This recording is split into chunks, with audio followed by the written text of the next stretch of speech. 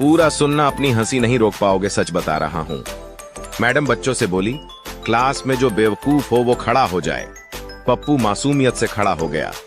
Madam ने पूछा, क्या तुम बेवकूफ हो? तो पप्पू बोला, नहीं मैडम, आप अकेली खड़ी थी इसलिए मुझे अच्छा नहीं लगा।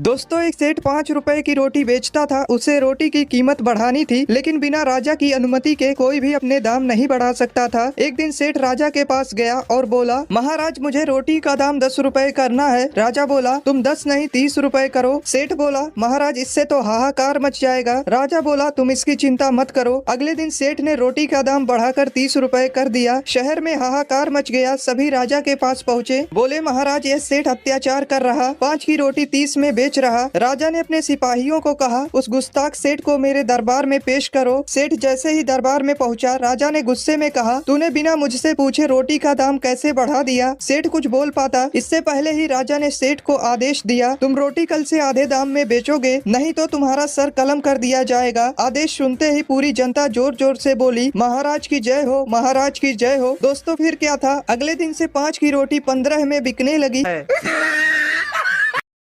दोस्तों 3 लड़के थे। तीनों ने मिलकर एक बॉल खरीदी जिसकी कीमत 30 रुपए थी। तीनों ने 10-10 रुपए मिलाकर 30 रुपए दुकानदार को दिए और वो दुकान से जाने ही वाले थे। तभी दुकानदार को याद आया कि बॉल तो सिर्फ 25 रुपए की है। दुकानदार ईमानदार था, उसने तुरंत अपने नौकर से 5 रुपए लौटाने को कहा। जब नौकर ने 5 रुपए वापस किए तो तीनों लड़कों ने खुश होकर 2 रुपए टिप उस नौकर को दिए और 1-1 रुपए आपस में बांट लिए। कुछ देर बाद एक लड़का कहने लगा कि हमने तो 9-9 रुपए खर्च किए हैं, इसलिए बॉल की कीमत हुई 27 रुपए और फिर 2 रुपए नौकर को टिप दिए, मतलब हुए 29 रुपए। लेकिन हमने तो टोटल 30 रुपए दिए थे, आखिर 1 रुपया कहाँ गया? दोस्तों अगर आप समझ गए हैं कि 1 रुपया कहाँ गया तो जरूर बताइए, और अगर इसका सही जवाब जानना चाहते हैं तो कमेंट बॉक्स में।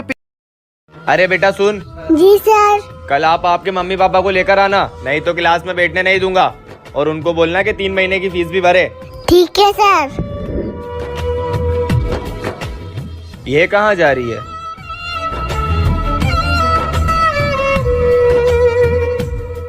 मम्मी पापा उठो ना, सर ने स्कूल में बुलाया है। अगर आप नहीं आए तो मुझे स्कूल में नहीं बैठने देंगे। उठो ना मम्मी, उठो ना पापा। सर मेरे मम्मी पापा को उठा दो ना।